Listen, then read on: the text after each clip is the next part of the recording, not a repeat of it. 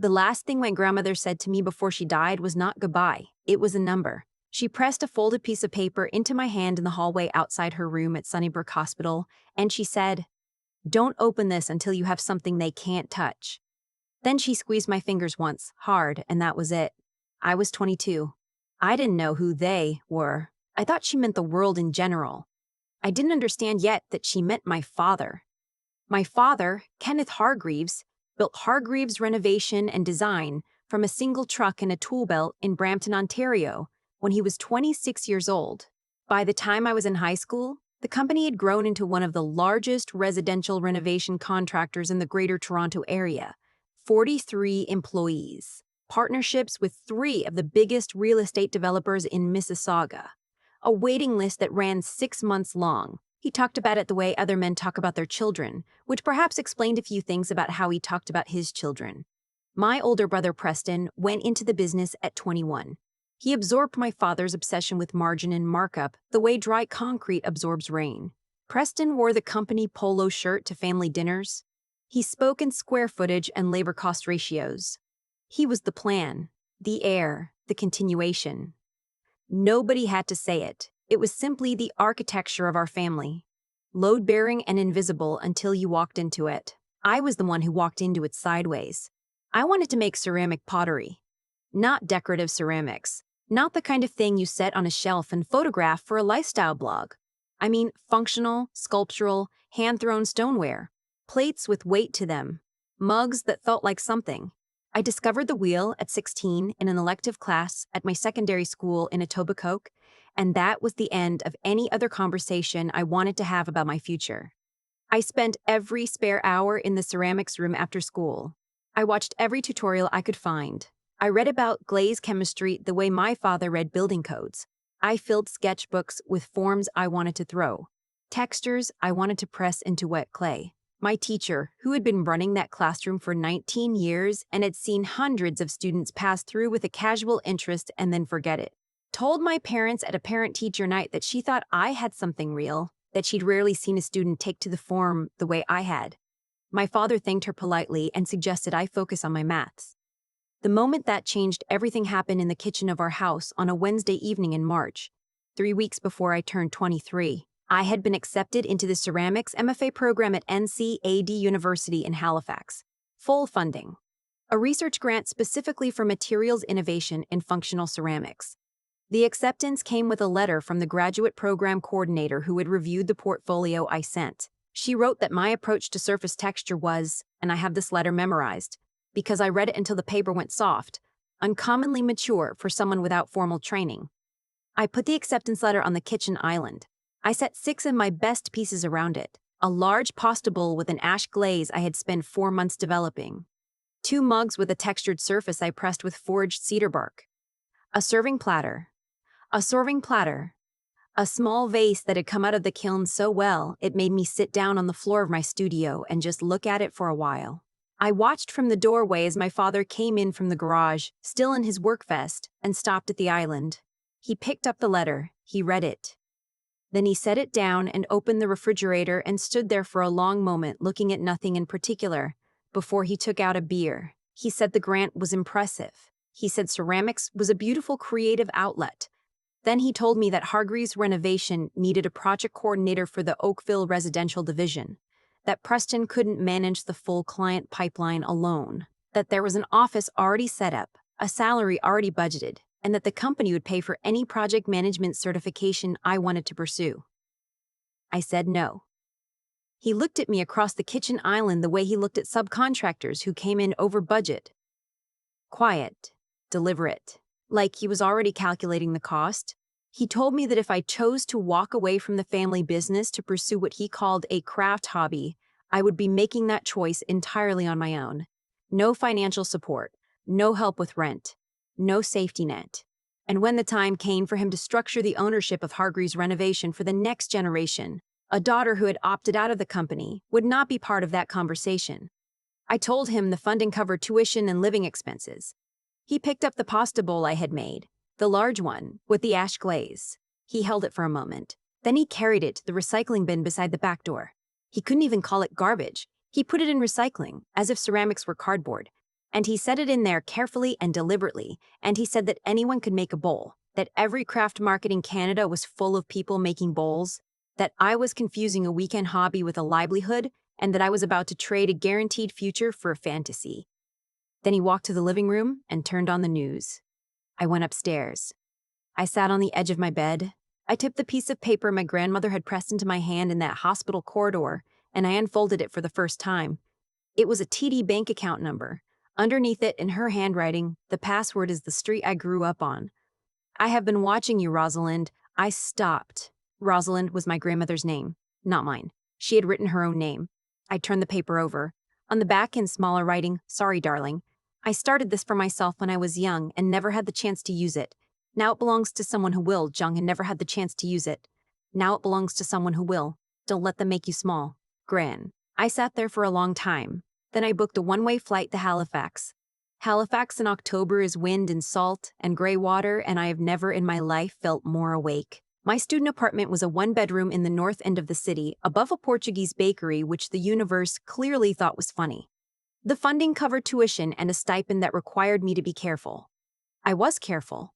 I have always been better at precision than comfort. The following morning, I went to a TD Bank branch on Spring Garden Road. I gave them the account number. I gave them the name of the street my grandmother grew up on in Hamilton, Ontario. She had been putting money into that account for 9 years. The balance was $11,200. She had never mentioned it. Not at Christmas. Not on the long phone calls she made every Sunday where she asked about my clay work while my father sat 3 rooms away watching football. She had just quietly, faithfully, put money aside for a version of me she believed in before I fully believed in it myself. I sat in my car in the parking lot for half an hour before I felt like I could drive. I did not spend a single dollar of her money on comfort. I thought of it as foundation capital. I used it to buy a used scut kiln from a ceramicist in Dartmouth who was retiring. The rest I kept in reserve for materials: stoneware clay, glaze chemicals, kiln shelves, the infrastructure of making things. In my second year at NICECAD, I started developing a cohesive line. Not student work, not experiments for critique, a real, considered body of work with a specific visual language. Muted, earthy tones, surfaces that look like topography, like aerial maps of the Canadian Shield, functional objects that wanted to be used. I was interested in the space between utility and art, where an object could be both completely ordinary and completely specific. I registered a business in my second year. I named it Tidal Stoneware. Because of the water in Halifax, because of the way the tide moves clay on a beach, smoothing and pressing and leaving marks. Because it felt like the right name for work that was patient and geological. I started selling at the Halifax Seaport Farmers Market on Saturdays. I loaded my pieces into a borrowed wagon and set up a folding table with a hand-lettered sign. The first market I made, $230. By spring, I had a wait list for custom commissions. I graduated from NSCAD with a distinction. I did not call my father. I did not call Preston. I went for dinner with 3 of my cohort friends at a restaurant on Barrington Street, where the owner had been buying my mugs for 8 months and refused to let us pay for the wine. The years after that were not a highlight reel. They were early mornings and sore hands and the specific loneliness of building something in a city where nobody had any reason to care yet. I moved into a larger studio space in Dartmouth's Woodside area. I found a used slab roller at an estate sale. I painted the studio floor myself over 2 weekends. I hung my grandmother's note on the wall above my wheel in a small frame where I could see it every morning. My first employee was a young woman named, I'll call her my studio assistant, because that's what she was, who had finished a fine arts degree and needed somewhere to put her hands to work. I paid her what I could. She showed up before I did every single morning. That matters more than most things. By my 4th year, Tidal Stoneware had been featured in 2 national shelter magazines and a profile in Azure, which is the kind of Canadian design press that turns heads. The piece described my work as having a rare coherence, as if the maker and the material had reached a genuine understanding. I read that sentence many times. I did not find it embarrassing. I kept my profile quiet. No lifestyle content. No videos of myself at the wheel. I talked about process when I was asked. The clay, the firing temperatures, the particular quality of Nova Scotia light that influenced my glaze palette. Every personal question, I turned back to the work. not because I was performing humility, because the work was genuinely the interesting part. I was just the person keeping the kiln running. My father found out eventually. The design press in Canada is a small world. Preston called me once, about 18 months after I left Brampton. He said Dad had seen the Azure piece. He said he called it, and I remember this because Preston was clearly trying not to laugh when he told me, a decent little operation. I thanked Preston for calling, and I meant it. He was caught between two versions of the family, and I had never blamed him for choosing the one he'd already built his life inside. 8 months ago, a man named, I'll call him the acquisitions contact, because his name is not the point, came into my Dartmouth studio on a Thursday afternoon. He wore an expensive vest and carried a portfolio sleeve. He introduced himself as representing a Toronto-based hospitality group called Northgate Collection. Northgate operates 11 boutique hotels across Canada, from Victoria to Halifax, the kind of properties where the design is the product. Their interior director had apparently been trying for 2 years to source tableware that was both consistent enough for commercial use and specific enough to be worth putting on a table that charged $300 a night. He put an offer sheet on my work table. Northgate wanted a 3-year exclusive partnership with Tidal Stoneware, a custom collection for all 11 properties. The contract value was $640,000. They wanted the story. They wanted my name on the menus. They wanted me to let them tell it. I read the contract twice. I asked for 72 hours to review it with my lawyer. He said, take the weekend. He bought 2 mugs on his way out. That evening, I was at my wheel, not throwing, just sitting when my phone rang. Ontario area code. My father opened without a greeting.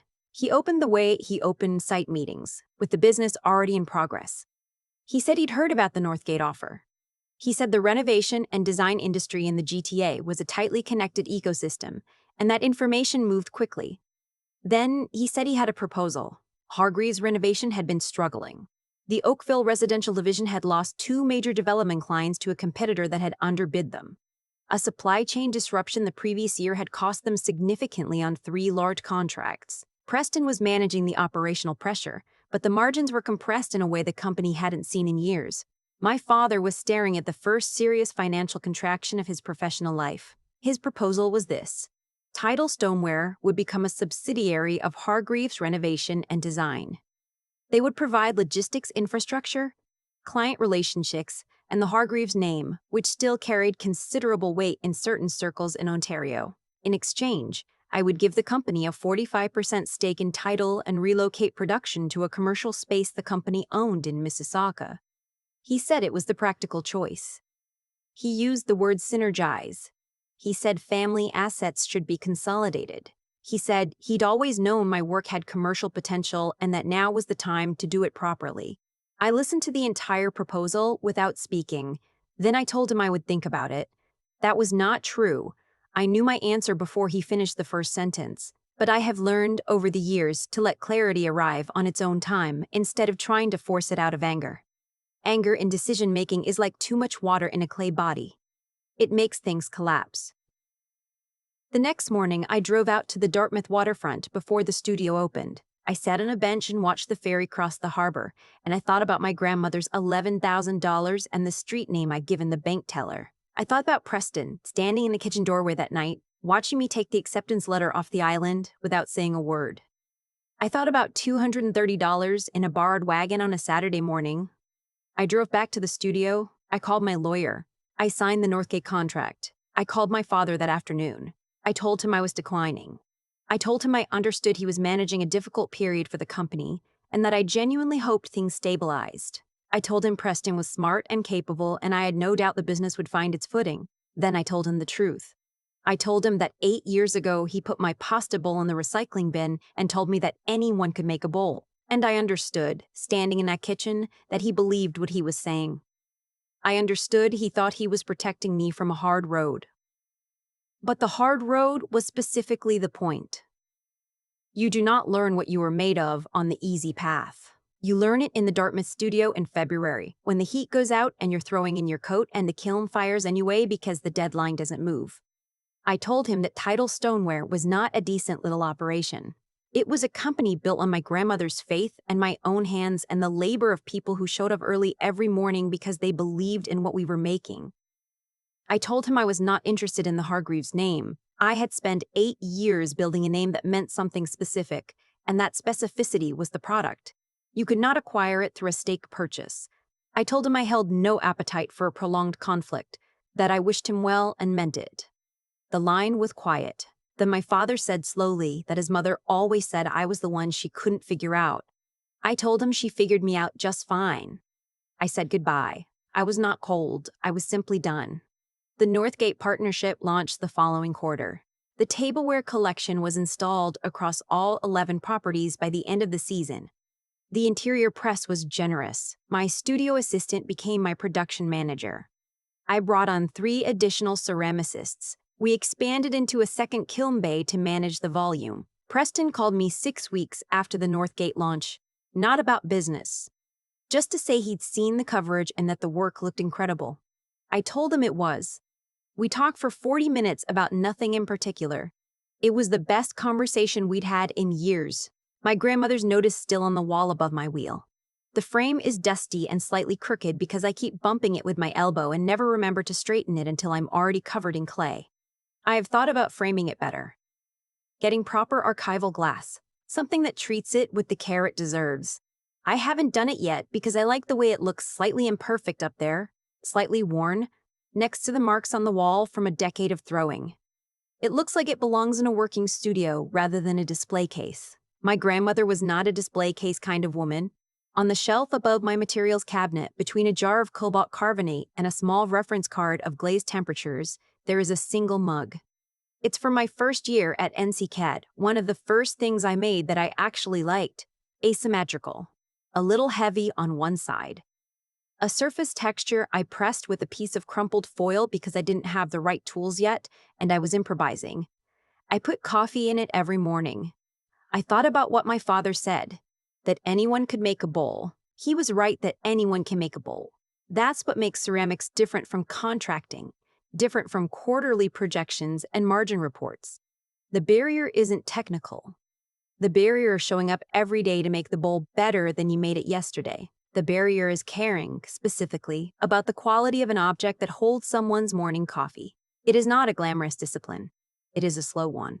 My grandmother understood slow disciplines. She understood that some things require years of quiet investment before the return is visible. She understood that the return is not always financial, and that the financial return, when it comes, means something entirely different when you built the thing yourself, from the raw material of your own conviction. She left me $11,000 and a street name. I built a company. The bow she never got to see proved it. If someone in your life has ever looked at what you make and told you that anyone could do it, that your work is ordinary, that your passion is a hobby, that you are trading something real for something foolish, I want you to hear this. The people who say that are usually describing what they needed to believe in order to protect something they were afraid of losing. That is their fear talking. It has nothing to do with what you are capable of. Build it anyway. Build it slowly. Build it until the foundation is so solid that when someone comes looking for 45%, you can say no with complete and genuine warmth and mean every word. The kiln is running. The mugs are cooling. The morning is starting. That is enough.